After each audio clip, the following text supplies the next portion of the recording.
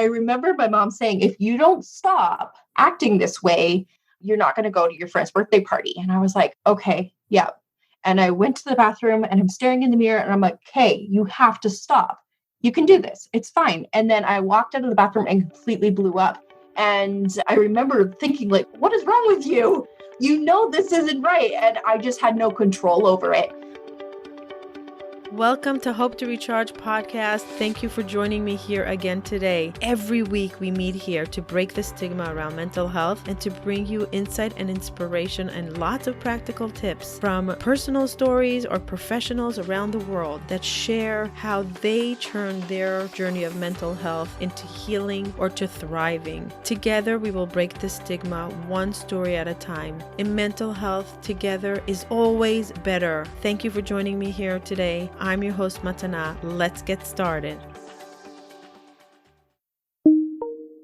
This episode is sponsored by BetterHelp.com, the leading online platform for therapy. You can access thousands of therapists one click away. Go check out BetterHelp.com/hope to recharge. Get 10% off your first month. Start your wellness now. Do you sometimes feel stuck? Do you wish you can be somewhere else? Do you have a vision of where you want to get to, but you just don't know what the first step to take in order to get to that life that you're dreaming of? Many people ask me, what did I do in order to create this wellness that I'm living in? How did I shift from deep depression, from extreme anxiety to a thriving life, to a productive life, to a life full of joy? I put many things into practice, and it's every single day. Many of you know that it's gratitude, a healthy mindset, boundaries, self-love, and one of the most important things that many people don't speak about, forgiveness. Self-forgiveness and forgiveness to others. Essential for healing. If you want to work one-on-one with me in order to move forward towards that dream life that you have a vision of, click the link below in the show notes. It's a custom-made program for you, one-on-one with me. We will develop a concrete program that you can implement in your life so you can create a better well-being. Click the link below. Looking forward to working with you. Welcome back to Hope to Recharge podcast. Thank you for joining me here again today. Today I have Nicole Howson. She is going to speak to us about her childhood story and how she had to hide behind her mental challenges. She wasn't diagnosed with bipolar until she was 20, until a manic episode happened and she reached rock bottom. She shares difficult journey with finding herself, finding her voice, finding her support, her ups and downs, her growing into loving herself and healing and really becoming the human that she wants to become through her adversity. It all started when she was a little girl, but she didn't know back at the time what she was going through. She just thought that everyone was going through the same thing in their head. She didn't even have the conversation and the tools to talk about it until she ended up in the hospital.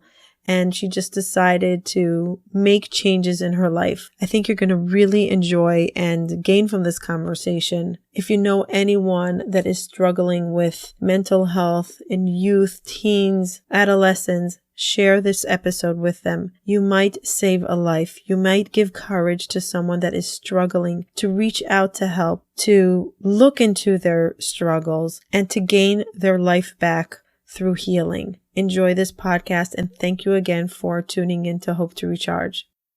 I was born and raised on a dairy farm and cash crop farm. Really great family connections and that sort of thing. And from a really young age, I struggled with depression, anxiety, and struggling with that. And we knew something was a little bit off, but we didn't really know what it was. And now we understand bipolar disorder. And so growing up, there was little pieces of my personality, I guess we thought it was, that didn't make sense. And I always felt like it was my fault. And when I got the diagnosis years later, I was like, oh my gosh, this makes so much sense. This is why I am the way that I am. And looking back, seeing all the different manic episodes that I had or depressive episodes. And so originally, when I first got diagnosed, we tried to treat it without medication. I went to counseling. We came from a Christian household, so you can pray it away. We tried all the things and nothing really seemed to help long term, but I struggled with that. And then back in 2013, I had what we now know as a manic episode. So I packed up my life and I moved to the other side of the province and destroyed a lot of relationships in the process and moved up there with a guy and thought I was doing the right things and made a ton of poor decisions while I was gone. And I ended up getting the manic episode stopped. So having a manic episode, you're usually acting in a personality that isn't necessarily your own. You're not making decisions that you would normally be making. You're acting uncharacteristically and you feel like you can take on the world and that sort of thing. You're not really sleeping. So all of that was happening. And so my manic episode ended and I fell into depression and I knew something was wrong and I didn't know what or why or how. So I went to the hospital and I asked for help and attempted to get the help that I needed. And after a while of not being able to get the help that I really needed, I hit my lowest point and ended up at the hospital. My parents drove up and picked me up and brought me home. And that's when we started the journey of health and healing my body. I got the diagnosis of bipolar disorder. Everything started making so much more sense. And I was able to start building my life up in a healthy way this time. Wow. How old were you when you had the first manic episode? So that would have been in 2000 my first manic episode. So that's a really good question. Looking back, we can see like when I was around 16, I had an episode and there might have been ones earlier than that. Technically, the diagnosis of manic episodes, you don't usually have them when you're younger, but we can see clear signs that something was wrong and I wasn't sleeping. I was doing everything. And so we could see that was a quote unquote normal time. And I hate using the word normal because that's right. And your latest one that you moved with your guy friend or whoever that is, you moved away and you checked yourself into the hospital when you realized that everything's crumbling down. How old were you then? So I was 20, I believe. I'd have to do the math. Starting off adulthood on your own, basically, and you felt that you can, and that's why you moved, but you knew right away when things were falling apart that you needed help and something's really wrong. Wow. And I want to go back a little bit to you said that you always felt different. Do you remember having conversations when you were really young, like 6, 7, 8? Or was it only when you were a teenager that you're like, okay, I think something is really off with me. I don't feel like everybody. My moods are like a roller coaster. Do you remember your first conversations about the way you're feeling? We didn't really talk about it, if I'm being honest, for a lot of it. I just assumed everybody felt the same way and I didn't understand how anybody was functioning. So looking back, I do remember there was one instance and I would have been in probably grade 4 or 5. And I was having what my parents were assuming was an attitude. And I remember my mom saying, if you don't stop acting this way, you're not going to go to your friend's birthday party. And I was like, okay, yeah. And I went to the bathroom and I'm staring in the mirror and I'm like, hey, you have to stop. You can do this. It's fine. And then I walked out of the bathroom and completely blew up. And I remember thinking like, what is wrong with you? You know, this isn't right. And I just had no control over it. And looking back, we can see like during that time, that wasn't necessarily my decision. Like I still have to own up to all my actions for sure, but you can definitely see that it wasn't just me having an attitude, I guess, when it comes down to it. Do you look back and say to your parents, I wish you knew better how to treat me and help me, that I didn't get to this way? Honestly, I don't blame them. It wasn't really a conversation that anybody was having at that point for the most part, and we just didn't understand. I didn't really understand because I didn't understand that everybody else didn't feel this way. I didn't ask for help in the same ways. I truly did not believe that I was going to make it past the age of 18. So looking at the future, that's not going to happen for me. Something tragic is going to happen to me. And that's genuinely what I believed. And I just thought that was a normal thing. And looking back, that's something really common that happened with people with bipolar disorder. They just have this mindset that they're never going to get past a certain age or get to a certain point in their life. And so looking back, it all makes sense. But at the time, I just thought that was how everybody was. So when you said that you thought that you're not going to get past 18, is it because you were thinking about suicide? Or you just thought something is going to just happen to you that will make you disappear because it can't be somebody with so much pain and struggles can survive? A little bit of both. There was definitely thoughts of suicide and that sort of thing. But yeah, it really depended where my mental state was. If I was depressed, then it was more suicidal thoughts. But then if it was just an average, I just assumed something tragic would happen. So before the age of 20, you've never been to therapy. I had went to counseling, and not so Christian counseling, where we're talking about praying and that sort of thing and looking at my mental health. They were trying to treat something that really was a symptom of my bipolar, not bipolar disorder. So as much as it was helpful in some sense, it wasn't, because we were treating the wrong thing. And only because you went to that hospital after the manic episode that you had when you left home, were you able to be really diagnosed that it's bipolar disorder and to get the proper treatment. And were your parents accepting of it and saying, oh, she's just trying to get back into our home because she left and she's feeling guilty. She's not really sick, but we're going to take her in anyway. Was there some kind of doubt that what you were saying was true? Not even a little bit, to be honest. I attempted to take my life. And so that was really a waking up point for everybody. So somebody got a hold of my parents, told them I was in the hospital, and they drove up. We weren't on good terms at that point, but they didn't even hesitate. They were like, you know what, we're going to drive up. We don't know what we're going to do when we get there, but we're going to help in any way that we can. So they drove, it was like 8 or 9 hours in the middle of the night to come to the hospital. They got there, and the doctor of the hospital walked up to them and said, listen, if you don't take her home, she's not ever going to make it home. They didn't have space for me at the hospital. They weren't going to admit me.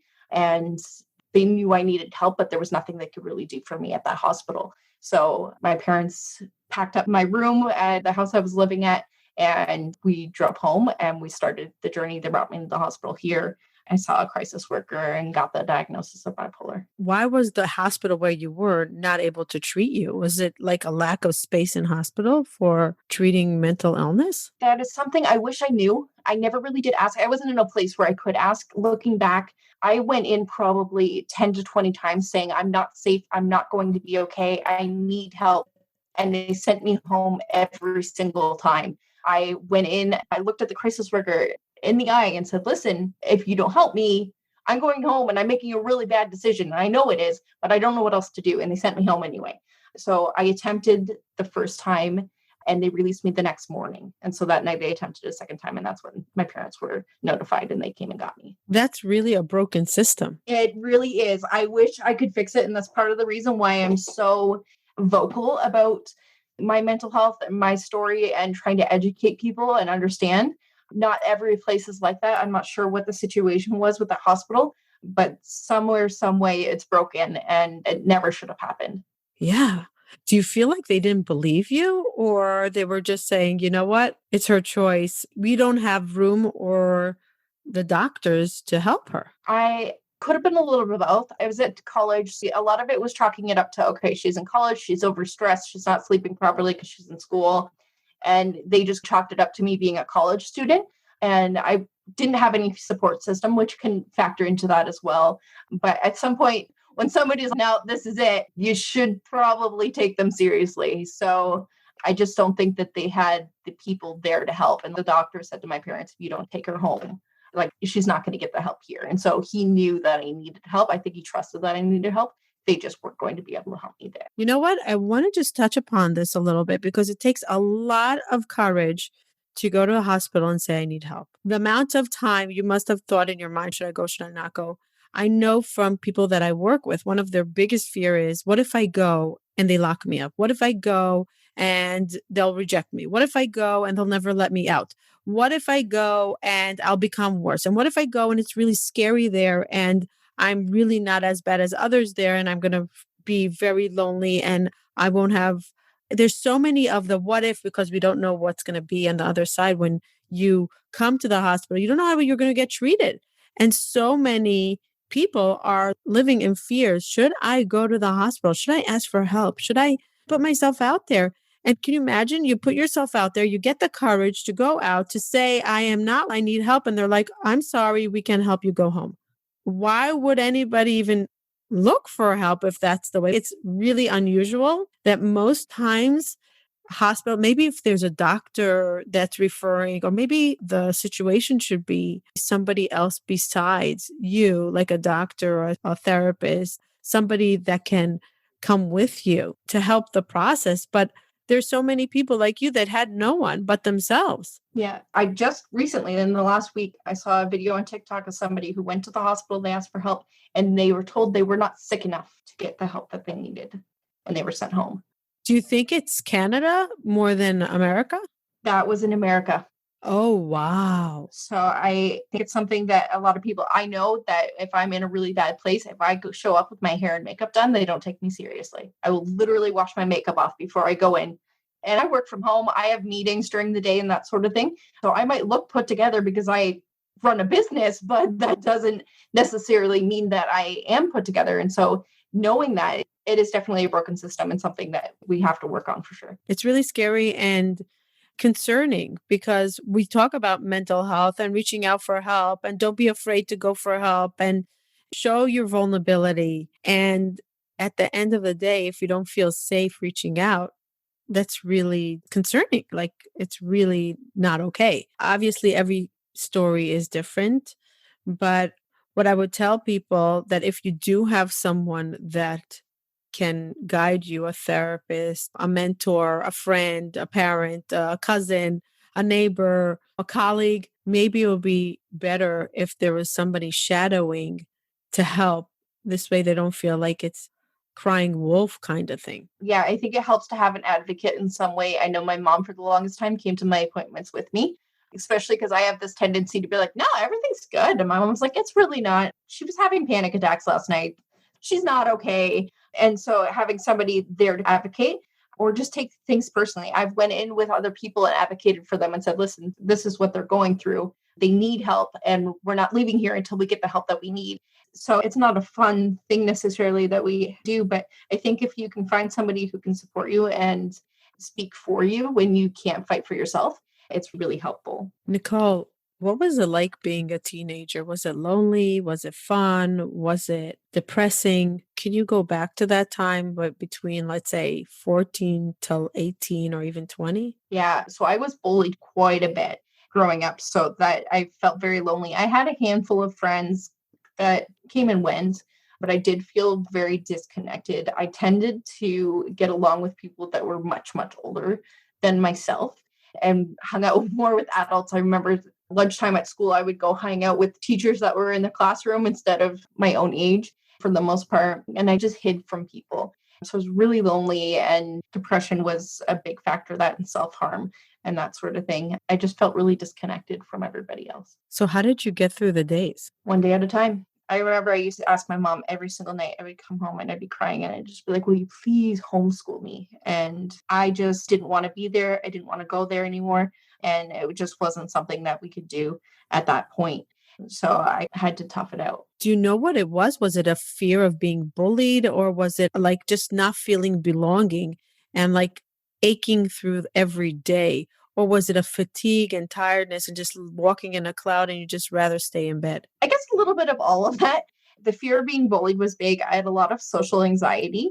So having to get up and talk in front of a class or something like that, that would mess up my entire day and usually take me days to recover after the fact. So stuff like that was really difficult, which is ironic because now I can get up and speak in front of people and I'm perfectly fine. Because you owned the fact that it's hard, that you're going through it versus hiding it and pretending that everything is okay. Exactly. Yeah. So, what is a few tips that you would give teenagers if you can go back to when you're like 13, 14 and you're sitting with yourself, and let's say you have a child your age and you could see that they're going through the same thing that you went through? What would be some tips that you would say to them in order to help them get through the day, or to help them find out what's wrong, or to access that pain and deal with it? What would be some tips that you would tell teenagers? Because unfortunately, teenagers are struggling now more than ever.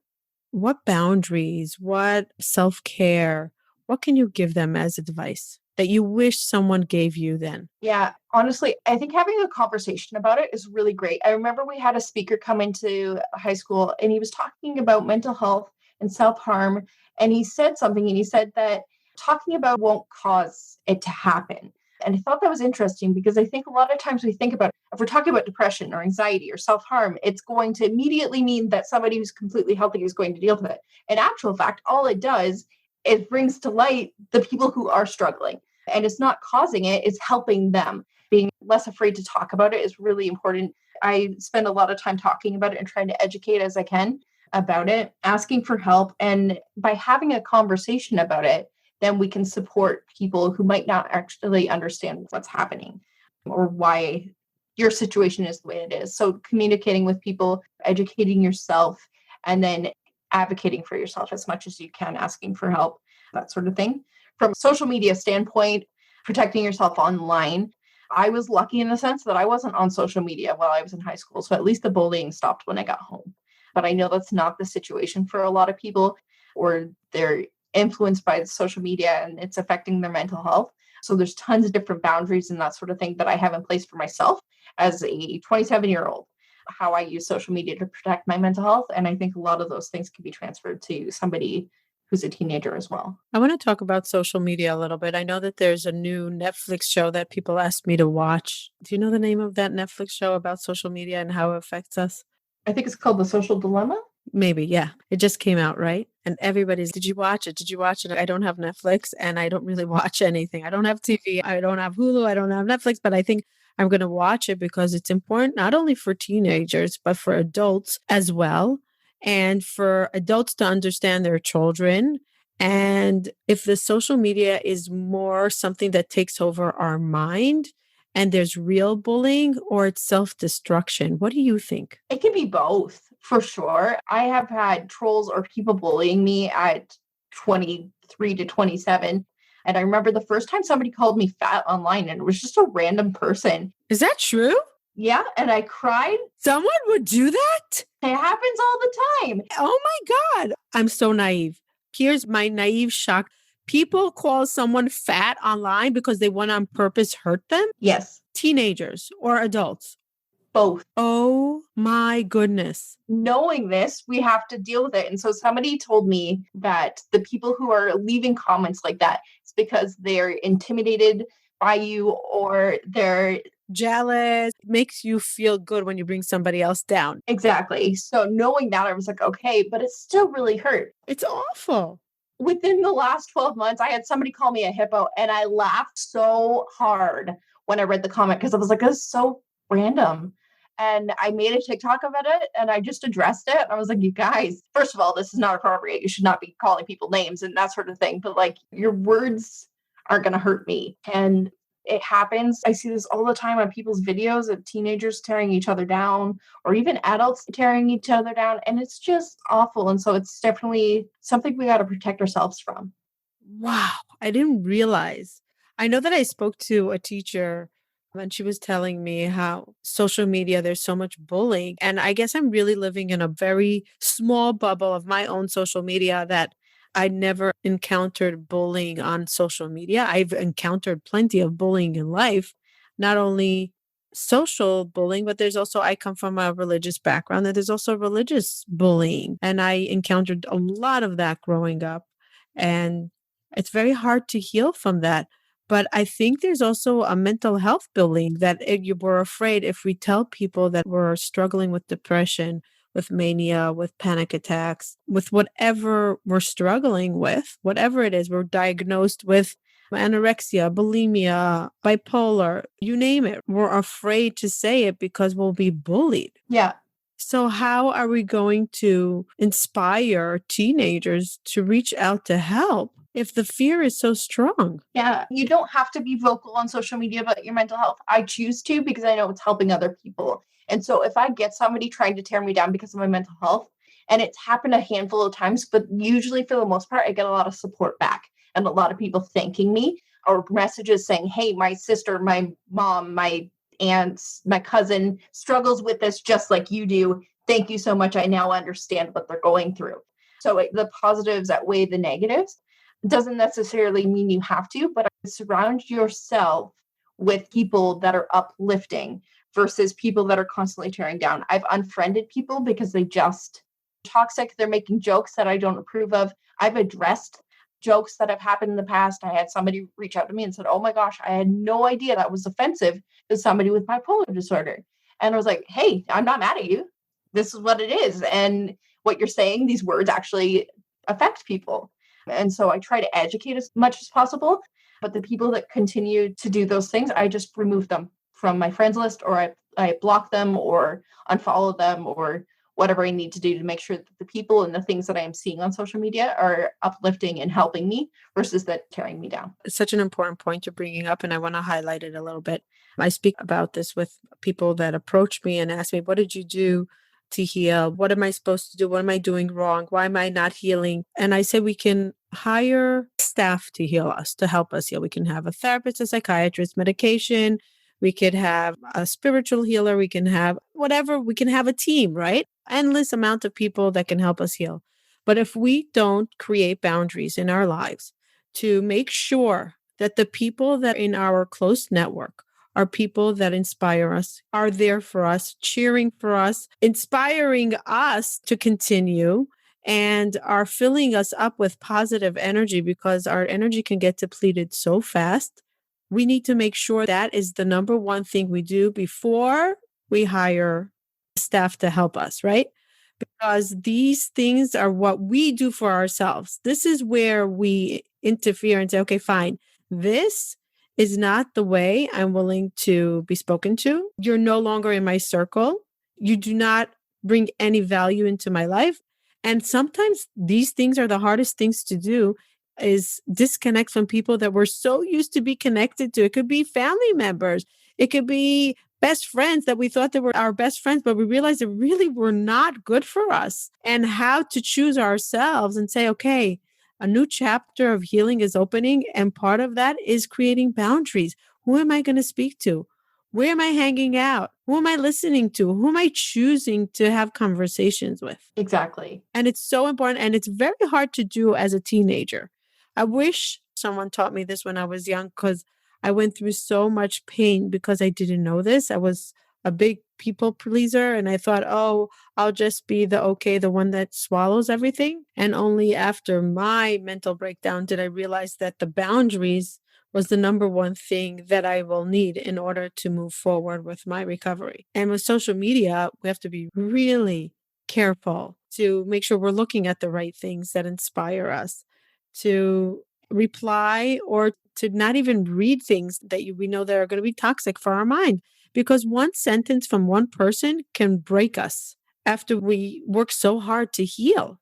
And we work really hard to heal, like every day. It's not like we get like to the finish line of healing. Okay, we're all better. It's every day. Absolutely. Every day is a healing journey for us. So we work really hard because we choose to live a healthy life. I want to hear a little bit more about what teenagers can do in order to surround themselves with the right people and not get sucked into the social pressure of what everybody else is doing. What can they fill themselves up with in order to not get sucked into the time wasting apps and social medias that are out there? What would you recommend? Yeah, so I'm a little bit biased. I run a social media marketing company, so I'm on social media all the time.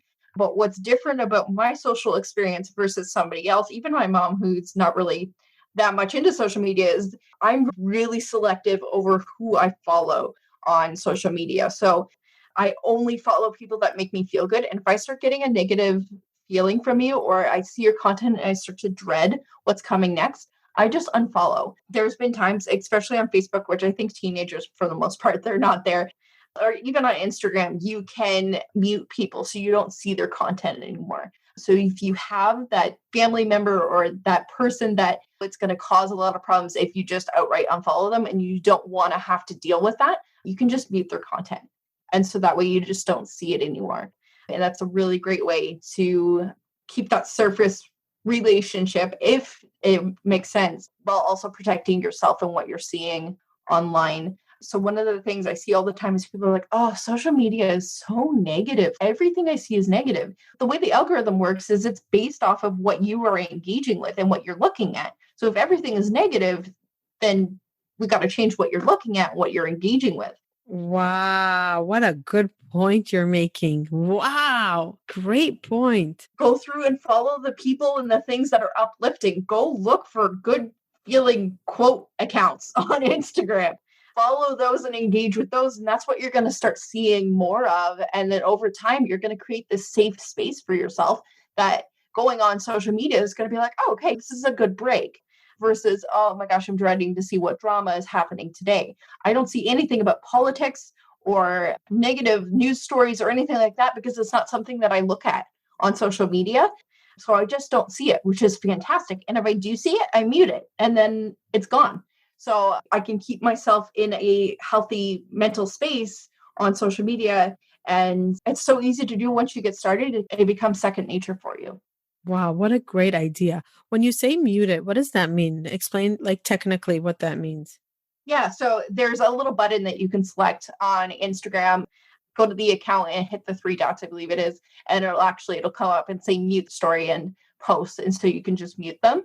On TikTok, you can just hold the screen and it comes up and asks if you want to hide this content. You can hide content from a specific user, so you just don't see it anymore, or a specific sound. If there's a trend going around that you might find triggering, you can mute the sound so you just don't see that anymore. Every platform's a little bit different, but go through, unfollow, and mute the people that are negatively affecting you. Great tip, by the way. I wanted to ask you, as somebody that hangs out on social media, because that's what you do for a living. So there's a lot of positive also, just like you said, it's not all negative. It's about who you spend time with. How many hours a day do you spend just in order to, sometimes we can really feel bad about ourselves if we look about and compare to others. But there's also a lot of good on social media. What do you think is like a good place for teenagers to start hanging out in the good places on social media? I would start by just weeding out things that aren't uplifting you in some way. So I had followed thousands of people and I went through and I unfollowed almost everybody except for a few people. Then over time, I've added more and more. So I used to follow like 25 people on Instagram. I think it's about 100 now. But slowly over time, That's it? that's it. But I'm only following people that make me feel good and uplifting. I'm super picky too about who I follow because I run a social media marketing company. So anybody I'm following, it needs to make sense. But I recommend you go through and you don't have to follow everybody. It's not a rule. You can follow exactly who you want to follow. So unfollow everybody else. And then you don't have to weed through all the content. The only content you're going to see is the positive stuff. I look at different organizations, like especially for mental health, different organizations that are their mission is to uplift or inspire or support people with mental illness. So that way I'm seeing those uplifting pieces of content in my feed instead of seeing something that maybe I'll take to heart the wrong way. And there's so many groups that can really support you through mental illness. I know that I'm in a lot of groups, but we have to make sure that it's the right groups because there's so many out there. And also make sure that you're safe in a group, that no one takes advantage of your vulnerability, and to be very careful, but at the same time, it could be really supportive. So let's say somebody struggles with panic attacks. There are groups for panic attacks, for parents that their kids struggle with it. There's so many support groups. How many groups are on Facebook? Oh my gosh, I have way too many. But Facebook itself has millions, hundreds of millions of groups. So there's almost a group for anything. And if there's not a group for something that you're looking for, maybe you'll be the creator of that group and you'll be surprised how much you can help people. You can use social media to inspire. And it's really powerful to see how we can choose. Really, it's a good exercise to choose who we hang out with, especially through COVID. We're not doing so much physical hanging out. So, who do you choose to hang out on social media, on the virtual world, to protect yourself, to protect your mind, what will come in and what will go out? It could be challenging when you're not used to it, but I'm sure there's groups there that can help with that as well. And surround yourself with people that inspire you, that are looking out for you. And it might feel like you have a small network of people, but small network of people that are very valuable will bring you much more valuable than a big network of people and friends that bring you down. Exactly. Absolutely. And just because you followed somebody and you got a lot out of it doesn't mean you always have to. I know I've outgrown different people and accounts. They were really great when I first started out. And then all of a sudden I was like, you know what? You're actually not helping me anymore. If anything, you're getting on my nerves or you're bringing me back to a place that I don't want to be anymore. And so I'll unfollow and I find somebody else to fill that spot. So just because you got a lot of stuff out of their content previously doesn't mean you have to stick around. Absolutely. And that's also with the real life, not only social media. Just because somebody was your friend for many years doesn't mean that they have to continue if they're not bringing you up, if they're not there for your best interest, they're not elevating you. Make sure that the people that are surrounding you are people that really elevate you, that help you. I want to ask you about medication. Have you started medication right after your last hospitalization, the last manic episode? Yes. When I was diagnosed with bipolar disorder, we started medication. And over the last 7 years, we've tried different medications for different things. And I've experienced tons of side effects from different medications, but we finally found something that seems to be working and it's covering all my mental health. This is the first time in 7 years that I haven't had any negative side effects from a medication and I'm completely stable. So it's really nice to see that. It doesn't mean it's going to happen overnight, but I was stable for 4 years. I just had really negative side effects to one of the medications I was on. So you got to pick and choose. But over time, if you're working with your medical team, you should be able to get the results that you're looking for. Yeah. And don't stop trying. If you have side effects that you don't feel good with, go back to your doctor. Make sure you have a doctor that's really good, a psychiatrist that's really good, that's working for your best interest, because it could be a roller coaster ride in the beginning. You might be switching one pain to another pain and one struggle to another struggle with medication. It could be a very rocky road. But when you find the stability, it really could be so helpful to get through days, to get through nights, to have less panic attacks, to have less anxiety, and really be stable and be able to cope in the world. Look at Nicole. You could have another manic episode and it could happen any day, but every day you choose to live the best you can for that day. And you're not stopping your life. You're not saying, oh, I'm struggling with bipolar, so that's it for me. No, you created a social media agency. You created a life, a beautiful life, and you're doing the best you can with what you have right now. Absolutely. And don't stop and don't be afraid and don't say, oh, I'm afraid to tell people what I have because they'll look at me funny. Usually, when you tell the right people what you have, not only are they going to support you, they'll respect you more. And you're going to see how much you're going to attract the right people to you for your recovery. Absolutely. Did you go into any live events support for people that struggle with bipolar? Yeah, definitely. I went through different educational groups. One right now, it's online now because of COVID. We were meeting in person at one point, and it's just educating me on what bipolar looks like. And it's been amazing to understand more about what I go through and looking at this is what other people experience on a regular basis. Oh my gosh, that's really good to understand and know so I can prepare myself and make sure that I don't make the same mistakes. So educating yourself that way is really great. There's tons of different support systems or support groups that you can go to learn more about managing your anxiety or your thought processes or just your mental state. So I definitely recommend you look for those and attend those when you can. Do you have hope for the future? Absolutely. For the mental health world, for recovery? Absolutely. Yeah, I think there's a long way to go, but I think we're going in the right direction and having people speak out about it. And we just got to keep trucking along and asking for help and fighting for what's right. What is your biggest wish? If you had a magic wand, what's your biggest wish for teenagers that you can implement in the world? If you were the ones chosen to implement something for teenagers that are struggling with mental illness, what would be that wish? I wish every person that was struggling would be able to get the support they need without having to fight for it. Wow, that is so beautiful because that's really everything. Support is everything. And unfortunately, we do have to fight for it sometimes. If it's acceptance or is it financial or is it from the hospital that we go to and we say we need help? That's really true. That's beautiful. What are you doing in order to help the mental health world besides speaking about it and all that? What is your dream for yourself to give back to the community? Definitely speaking about it, doing podcasts when I can, once COVID is over, if that's the thing, going back to speaking in person. I run a mental health blog about 10 different authors, and they write about their mental health experiences and that sort of thing to help educate and support and inspire people. What is that blog called? Defying Shadows. Okay, we'll put it in the show notes. Awesome. Yeah. I write for The Mighty, which talks about mental health and chronic illness. So I write for them, really just whatever I can. I have a support group for social media managers and virtual assistants who are struggling with mental health, because I think sometimes it's really hard for us to be like, hey, I'm struggling right now, when our clients can see that. And it's not something we want our clients necessarily to know or to see. So being able to have that space where you can be honest about your mental health without having the concern of, Wow, that's so special. Is this on Facebook, these support groups? yep. Wow. And I want to touch upon that for a second, because VAs are usually virtual. They're not in office. They don't have the support from people around them. And sometimes it could be so lonely and so dark. And a lot of VAs want to be alone, like they choose to be alone. And that's why they chose to be a VA.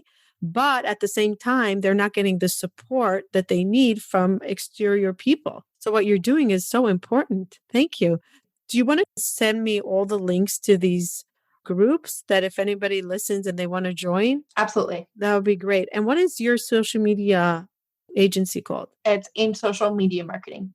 AIM Social Media Marketing. Okay.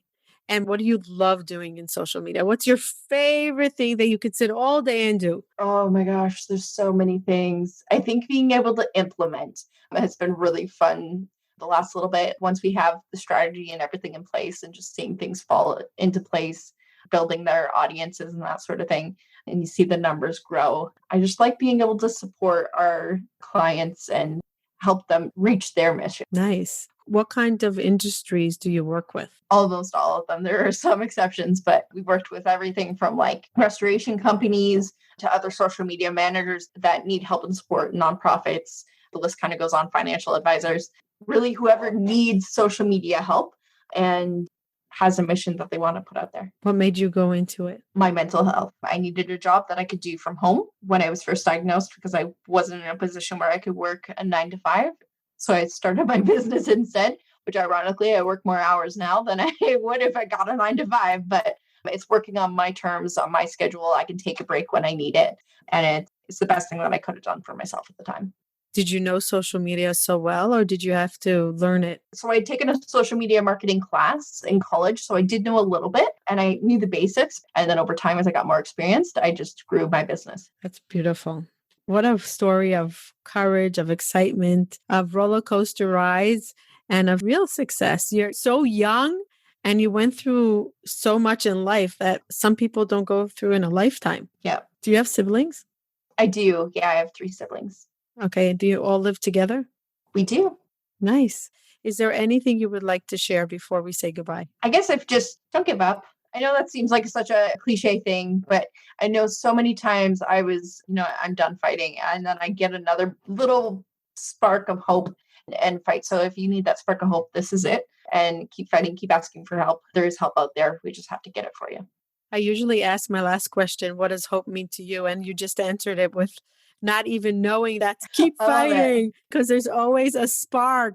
Nichole, thank you so much for joining me here today. Thank you for educating me and teenagers out there how they can really choose to control what goes into their mind, what fills their energy, and how to fight the real fight of getting up every day and moving forward and not giving up and saying, you know what, I made a mistake.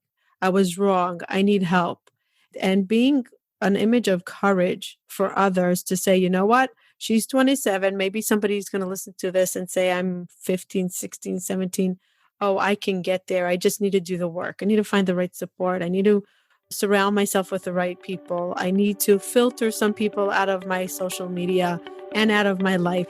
I appreciate you sharing your journey with us. Thanks so much for having me.